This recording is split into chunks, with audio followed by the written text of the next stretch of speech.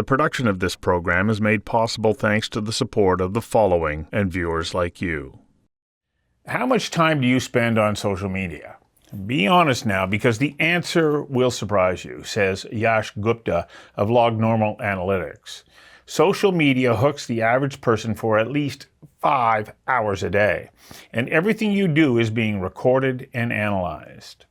Algorithms retrieve psychographics from your online purchases, reviews, likes, shares, comments, emails, blog posts, tweets, post saves, and more, all powered by AI. So it's easy to understand the urge to slap a warning label on social media, says Iman Goodarzi, a public scholar and PhD candidate in marketing at Concordia University's John Molson School of Business. The challenge, he points out, is that unlike cigarettes or alcohol, which contain specific chemical payloads, social media is far more complex, and it's coupled with a series of dopamine hits. It is a mirror of society. It is a dynamic, algorithm-driven marketplace and a void all at the same time. Goodarzi is responding to calls by the U.S. Surgeon General, the governor of New York, and Quebec's all-party legislative committee's report on screen time. In Quebec, the all-party committee recommends no screen time for children under 2, 1 hour a day for children 2 to 5, and no more than 2 hours for children 6 to 12. A recommendation that Goodarzi says it's well-meaning, but it won't work because it suggests overuse is mainly a youth problem. I invited Iman Goodarzi of Concordia University to join me for a conversation that matters on practical ways to use, understand, and curtail the mental health threats social media presents. Iman, welcome. Hi, Stuart. Thank you so much for having me in this conversation. Well, I think, I was really pleased to come across the article that you wrote on the Concordia University website about how it's easy to respond and say, let's just slap up a warning label, health warning label, like curtail your use, as though somehow that's going to make a difference. What makes you say, as a matter of fact, that might even be counterproductive? Yeah, actually, as a person who is involving with many social media use, and I'm a person that I'm on my social media all the time, I know that sometimes some simple actions like just labeling that some warnings and say, okay, this doesn't work for you or something like this, mm, doesn't work really. Why? Because our brain actually is wired in another way, because if you just want to ban kids from social media, or if you just want to simple add a label and saying, okay, this content might be, I don't know, addictive or something, it doesn't work, as it didn't work for gambling, it didn't work for cigarettes, even for the substance and drugs, it didn't work. So I was thinking that, okay, why we think that it should work for social media? Because whenever we are on a social media, we are receiving rewards by seeing somebody just liked our post, or by seeing the post and contents that we really like to see. So the algorithms are designed in a way that gives you something that you really like. So all of a sudden you are scrolling. I don't know if you see something like that. You are scrolling and you are seeing some posts that you are interested in. And all of a sudden you will receive another post, another content or reel that you were interested in, let's say months ago, right? So it's not predictable. It's you cannot predict what type of contents you are seeing. So all these things are actually shaping our behavior, and they try to somehow manipulate us, right? To just keep us there, and but just labeling something that's just warn people definitely doesn't work. And I know that banning kids, that's the one of the best approaches that we could do, but it's not enough. So all I said is that banning kids won't be enough for a society-wide issue, because Social media is not like substance use or drugs because of many factors. Because social media is really complex, and we have factors that affecting social media addiction or overuse at different levels. We have some factors at individual level, we have some factors at platform level, and we have other factors at society level. So at the individual level or user level, we have different traits and characteristics, right? Even we have some genes or genetics, right? That makes us be more toward being addicted to some substances or even behaviors. So social media can be a kind of behavior for us. We need to belong to society, belong to groups, right? And anonymity in social media helps us to do that, helps us to just be friends, just talk whatever we want to say without being judged, right? So these are some of the factors at individual level, and fearing of missing out. So whenever I'm on social media, whenever I'm not on social media, I'm afraid that I'm missing something new and there, right? So these factors affect at individual level, but we also have platform level factors like ex- uh, like endless scroll. You know, there is no end point for that. So it's not even like substances. Whenever you go and buy cocaine, whatever, you're gonna consume that it ends, and then you should go and buy more. But with social media, it's in our pocket. We don't need to go out. We don't need to consume energy or something. It's just in our pocket. We open social media, and there is no end point for that. It's not gonna be ended. It's not gonna be consumed. So we always have it. And these kind of features actually affect our behavior. The other thing would be the short form videos. You know, with YouTube, at least we have the long form videos, but with Instagram, TikTok, or other platforms, we have short form videos, and they are really targeting our attention span, right? Now, these days, people cannot bear a long video or something. We don't have enough, uh, passion to read a long article or something. Everyone needs short pieces of things, be fast, and just scroll, right? And that's really dangerous for the whole society, not only for the kids, but kids are more vulnerable because the self-control part of their brains have not been developed yet, let's say. So I believe that we should care about our kids more than the youth or the adults, let's say. But at the same time, we cannot expect people or kids to just be away from their phone when their parents are on their phone for the whole day, right? So when the kid comes to the society, when they go to the schools, when they talk to their parents, the only thing that they are watching is people are on their social media, people are on their phones, people are on their screens, right? So that's really hard. It's not fair for our kids to be expected that be away from social media and everyone else is on the social media. The production of this program is made possible thanks to the support of the following and viewers like you. Let's also take a look at the fact that the people who design the platforms, they want you to be online endlessly because that's how they make their money.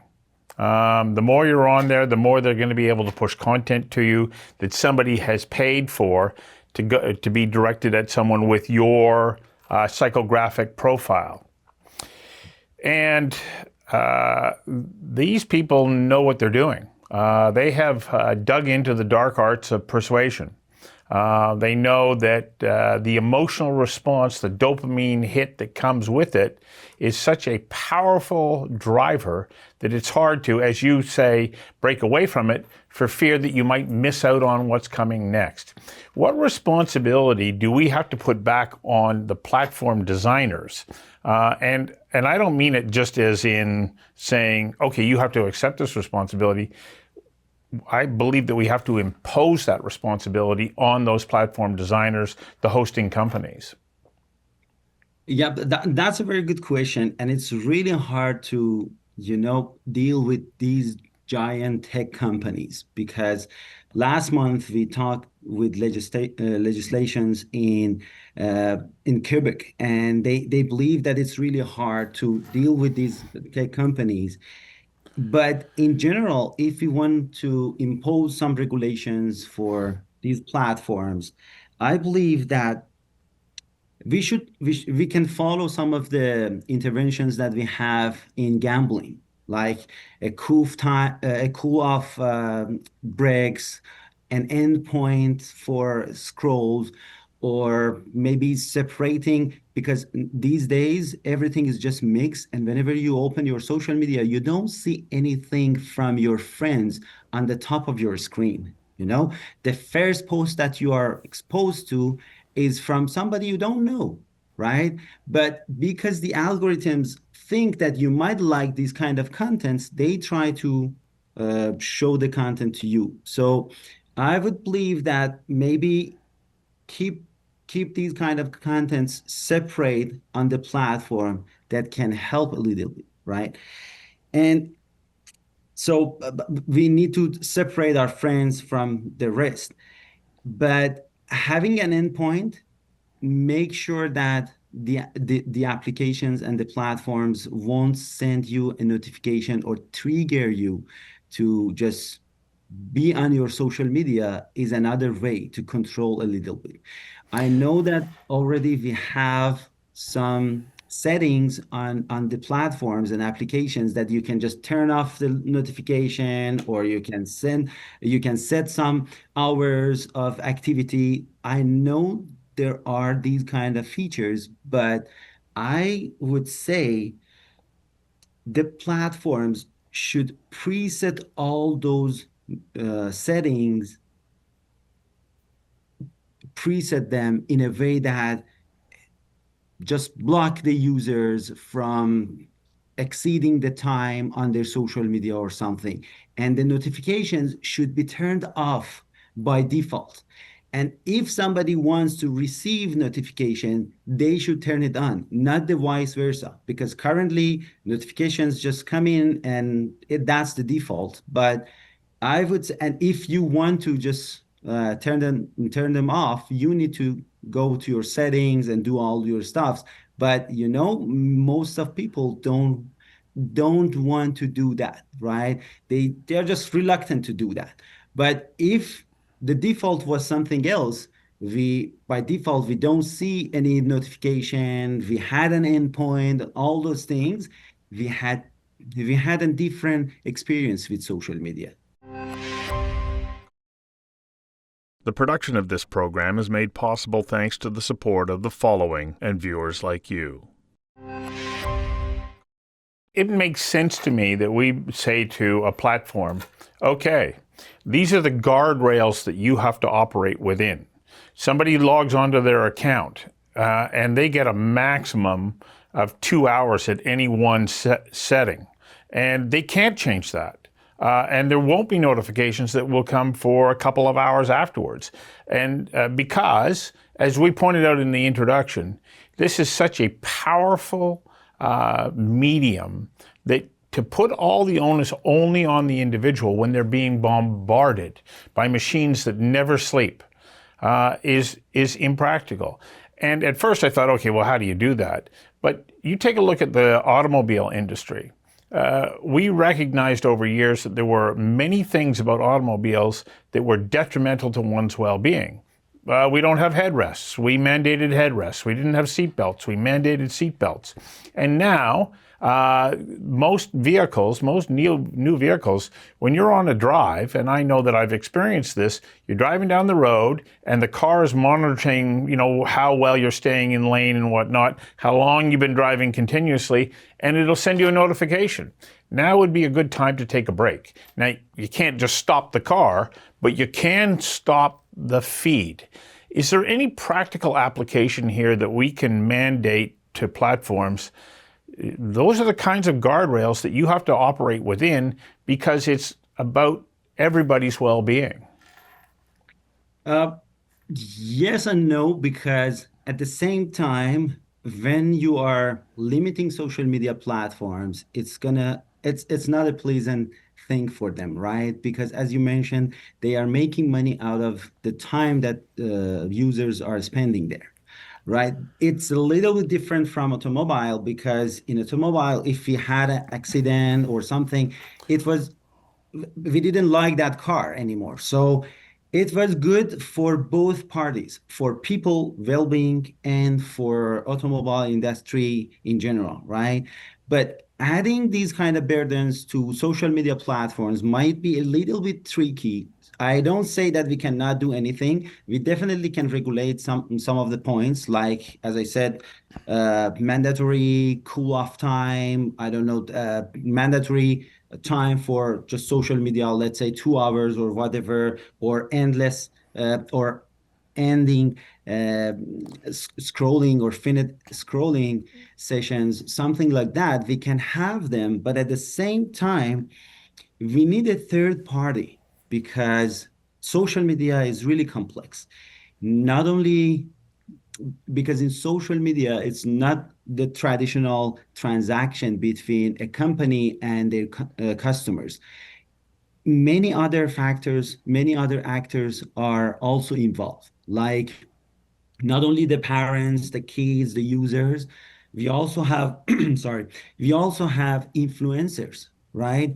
And businesses, even news and press, they all are social media. So it's like, especially for the commercial things, the businesses want to pay less, right? So the traditional advertising like TV ads, billboards, they were really expensive for them. And they couldn't reach the person that they really wanted to reach. But with social media, they can reach people who are more aligned with their target market. So they are paying for that. And we have many kids and adults who really want to be an influencer, right? Because there's no need to be an expert on something. There's no need for long hours of education, long years of education to achieve that, right? We have we have we have kids under 18 who are billionaire right now, right? Out of this social media. So I think regulating social media and adding those guardrails might be a bit tricky because other parties are also involved.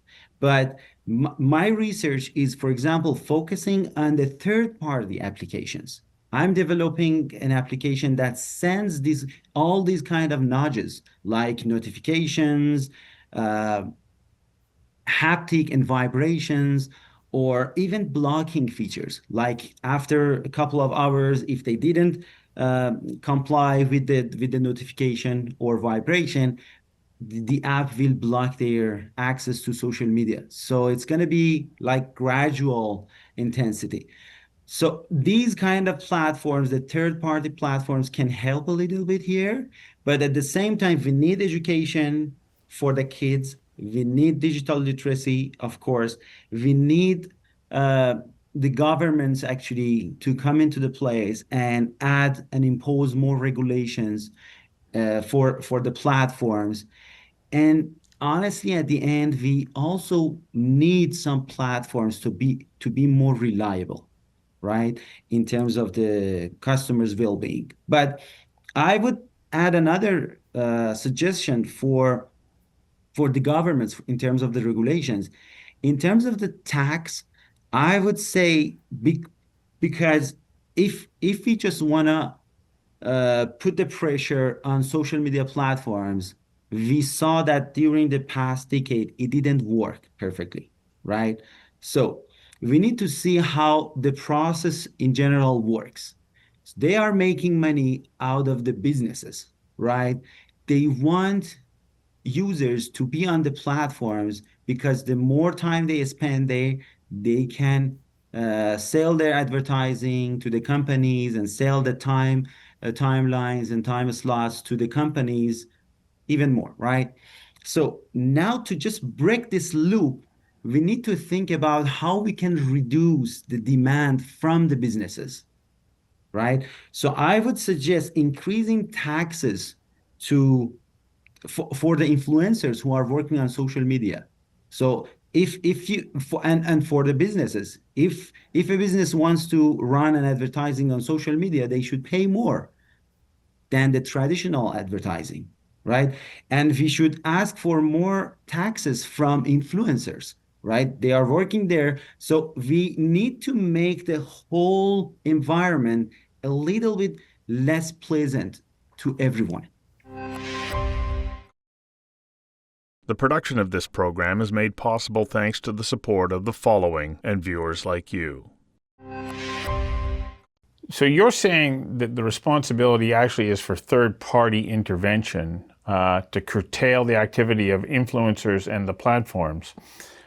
What role also, though, do we as users need to take in being aware of our potential overconsumption and unnecessary influence that may lead us down paths that could get us into trouble from a mental health perspective or even from a legal perspective?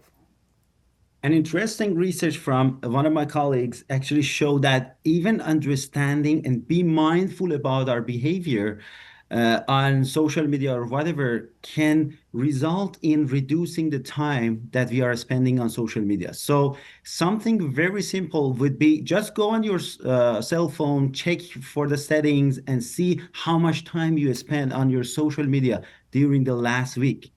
And it's gonna be shocking for some of us because we spend more than 3 hours per day or 5 hours per day, and that's crazy. And it means that we are lacking the performance in other things that are more important for us. We are spending less time with our children, we are spending less time for our work or whatever. But in general, I would say not only third-party companies should take part in this situation, we also need the education system to train and educate our kids. We also need the policymakers to add more pressure a bit on social media platforms and all these things and businesses at the same time. So all these things can work together to make it a little bit better for Yeah, well-being. yeah, because we don't want to get rid of social media. We just want to be Exactly. able to use it in a healthy and productive manner. Thank you. I mean, your insights have been valuable, and they're not just going like this. You've got real world solutions. Thank you for your time today. Thank you for having me. Thank you.